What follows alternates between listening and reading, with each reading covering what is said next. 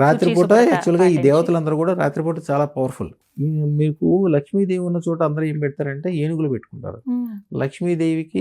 లక్ష్మీదేవితో పాటు ఐరావతం పుట్టింది కాబట్టి ఏనుగులు పెడతారు. కానీ లక్ష్మీదేవికి ఐరావతం తోటి పెద్ద సంబంధం లేదు. తోడబుట్టిన వాళ్ళు అంతే. శుక్రుడు కానీ వీళ్ళందరూ కూడా తోడబుట్టిన వాళ్ళు.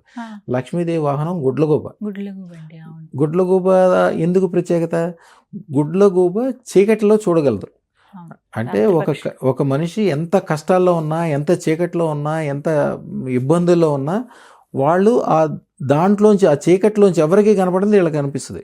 పూర్తి వెలుగుతో చూడగలుగుతారు. చక్కటి మంత్రం తెలియజేశారు. అలాగే ఎలాంటి పరిహారం కూడా చెప్పారు. అవినేతిలో చక్కగా ఇవన్నీ చెప్పి ఇది మొత్తం ఈ 90 రోజుల్లో ఏదో ఒక రోజు మాత్రం పాటించాలండి. అవునమ్మా. లక్ష్మీ ఈ ప్రాప్తి కలగడానికి. కొన్ని నియమాలు కూడా మంచివమ్మా. యాక్చువల్గా ఈ శ్రావణ మాసంలో బాత్రూమ్ని జాగ్రత్తగా ఉంచుకోవాలి. బాత్రూమ్ శుభ్రంగా ఉంచుకోవాలి. ఎందుకంటే ఎప్పుడైనా ఆకస్మిక ధనం రావాల్సింది మీకు ఎక్కడి నుంచి వస్తుంటే రాహు ఇస్తాడు.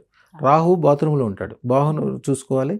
అలాగే వీలుంటే రోజు ఒక 4 అగ్గిపుల్లలు, రాహుకి 4 సంఖ్య, 4 అగ్గిపుల్లలు తీసుకెళ్ళి బాత్రూంలో ఒకసారి వెలిగించి దాన్ని ఎట్లా అంటే